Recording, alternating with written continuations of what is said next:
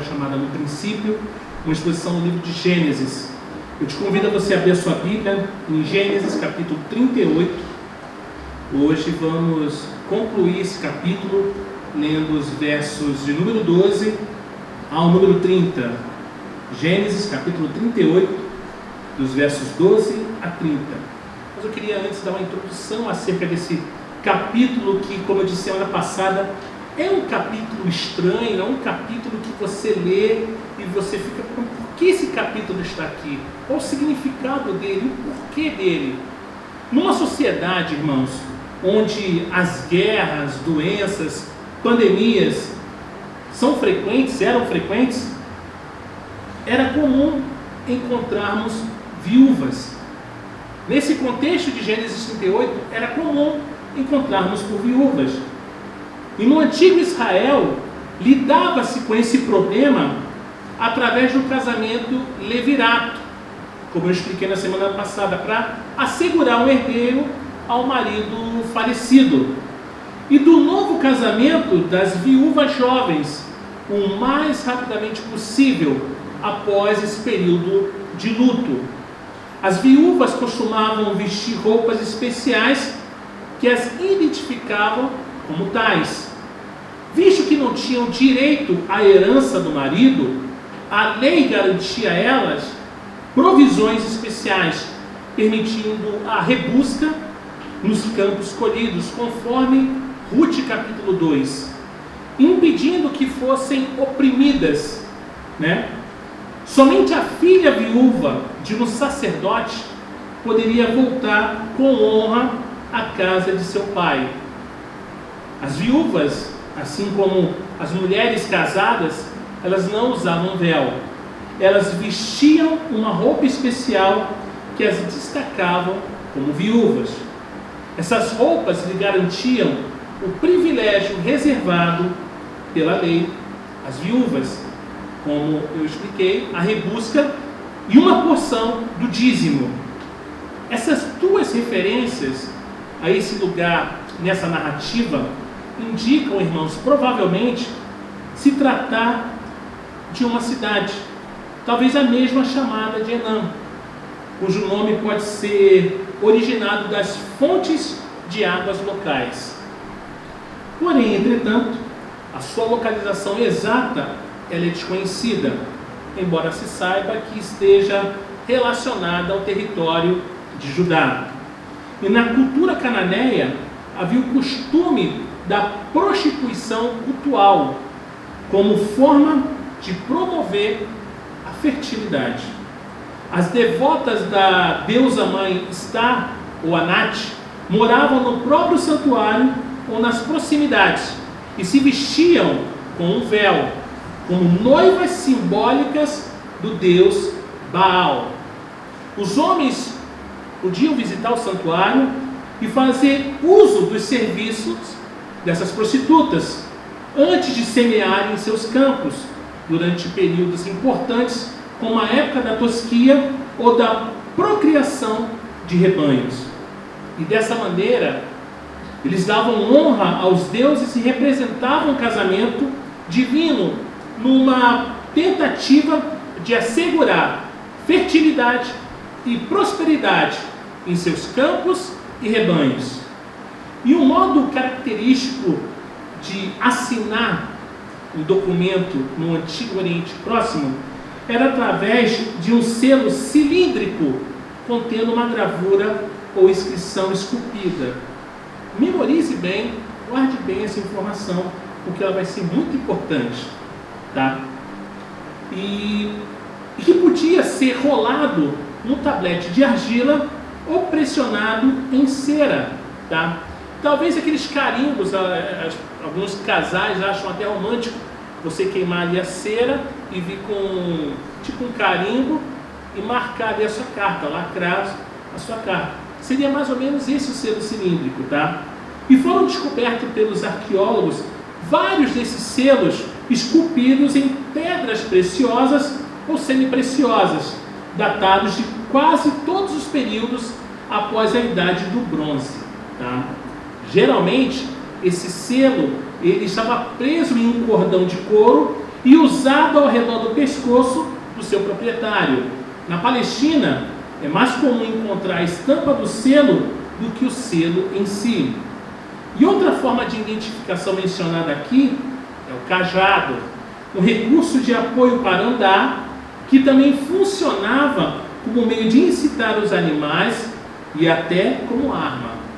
E pelo fato de ser um objeto pessoal, provavelmente seria entalhado e polido, podendo assim identificar a pessoa a quem pertencia.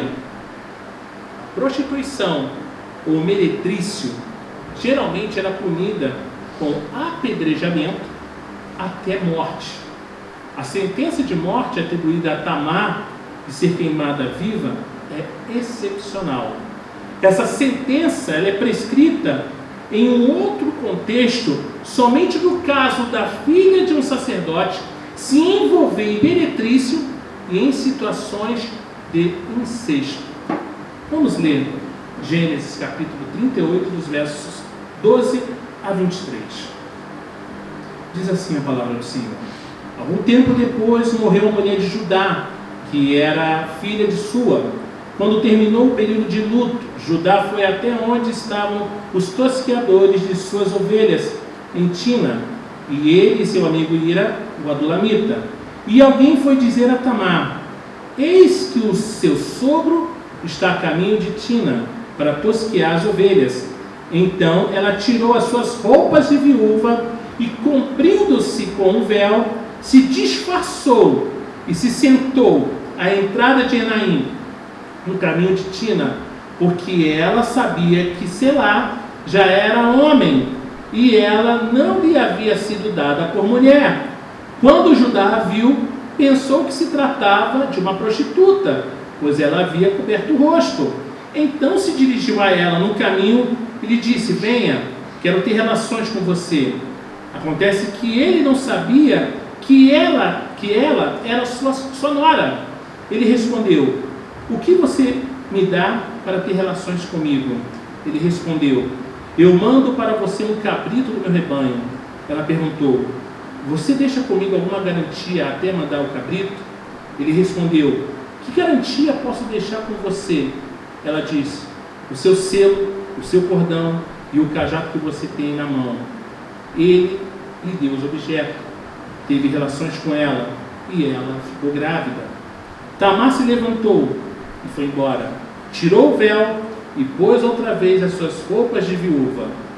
Judá enviou o cabrito por meio do adulamita, seu amigo, para reaver a garantia que tinha deixado com a mulher, mas ele não a encontrou. Então o amigo de Judá perguntou aos homens daquele lugar: Onde está a prostituta cultual que costumava ficar junto ao caminho de Enaim? Responderam: Aqui não havia nenhuma prostituta cultual. Ele voltou a Judá e disse: Não encontrei a mulher. E além disso, os homens do lugar me disseram que lá nunca houve nenhuma prostituta cultual. Judá respondeu: Que ela fique com aquelas coisas para si, para que não venhamos a passar vergonha. Eis que mandei o cabrito, mas você não encontrou a mulher. Vamos orar. Senhor, muito obrigado pelo privilégio de estarmos reunidos em Teu nome. Ensina-nos, fala aos nossos corações através da Tua palavra que está sendo ministrada e exposta nessa noite. Essa é a nossa súplica, em nome de Jesus. Amém. Tamar era uma viúva sem descendência. Isso quer dizer que, basicamente, irmãos, que Tamar ela estava condenada a um futuro de desgraça e abandono, a menos que Judá honrasse com a sua palavra e o costume do levirato entregasse seu filho mais novo para ela esposá-la. Mas não foi isso que aconteceu, como já lemos. Judá realmente não queria que mais um filho seu se casasse com Tamar. Então, em um certo momento,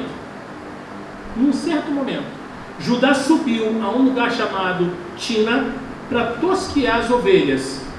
No mundo antigo, a tosquia das ovelhas geralmente está associada a uma grande festa que envolvia práticas pagãs de culto à fertilidade. E Tamar ficou sabendo que o seu sogro estava ali e viu naquela oportunidade a única forma de garantir seus direitos e proteger a herança de seu marido falecido. Para tanto, ela se disfarçou de prostituta cultual e, com o rosto coberto, se aproximou de Judá. Obviamente, o plano de Tamar revelava o tipo de conduta imoral que caracterizava Judá. De alguma forma, ela sabia que ele se interessaria e não resistiria a uma prostituta. Conforme foi planejado por ela, Tamar, vale lembrar, estava com o rosto coberto. Judá não a reconheceu. Então ela negociou um preço para se relacionar com Judá, a saber, um cabrito que lhe seria enviado depois. Mas Tamar, muito astuta, pediu, além disso, uma garantia de que de fato esse pagamento seria honrado. Então ela pediu que Judá lhe deixasse seu selo, o seu cordão e o seu cajado. Esses 3 itens eram objetos identificadores irrefutáveis. No Antigo Oriente, um homem proeminente carregava um selo cilíndrico preso a uma corda ao redor do pescoço. Esse selo, como eu expliquei, servia para assinar contratos. Judá cedeu às exigências de Tamar e teve relações com ela, sem saber que estava se relacionando com a sua própria nora. E depois disso, Tamar foi embora, tirou o véu que cobria o rosto e voltou a